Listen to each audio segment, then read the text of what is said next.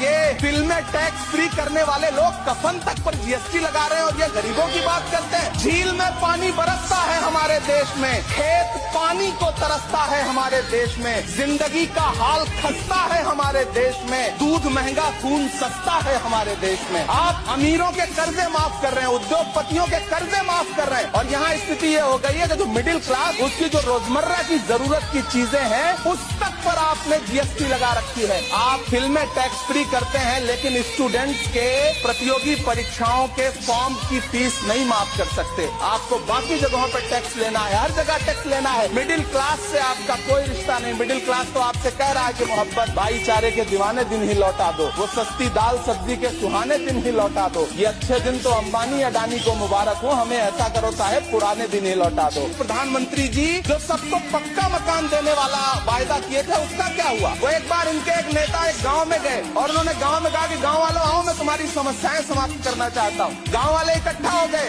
नेताजी ने गाँव वालों से कहा बताओ तुम्हारी 2 समस्याएं बताओ, मैं दोनों समस्याओं का यहीं पे समाधान करूंगा। तो गांव वालों ने कहा साहब हमारी पहली समस्या है कि हमारे यहाँ कोई हॉस्पिटल नहीं है। तो नेताजी ने मोबाइल निकाला, कहीं फोन मिलाया और मिला के फोन पे पता नहीं क्या कुछ कहा कि यहाँ गांव में हॉस्पिटल नहीं है, हॉस्पिटल तुरंत यहाँ हॉस्पिटल चाहिए। गांव वाले खुश हो गए कि 1 मिनट में यहाँ हॉस्पिटल आ रहा है। अगली समस्या के बारे में उन्होंने नेताजी ने गाँव वालों से कहा कि मैंने आपकी पहली समस्या समाप्त कर दी, दूसरी समस्या बताओ। तो गाँव वालों ने कहा साहब इस गाँव में कोई भी मोबाइल का नेटवर्क ही नहीं है। ये है इनके काम करने का तरीका, ये है झूठ बोलने का तरीका।